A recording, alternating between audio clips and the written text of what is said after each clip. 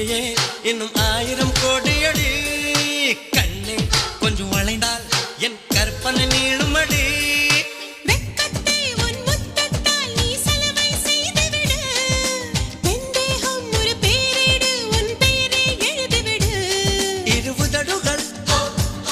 என் எழுதுகோள் 20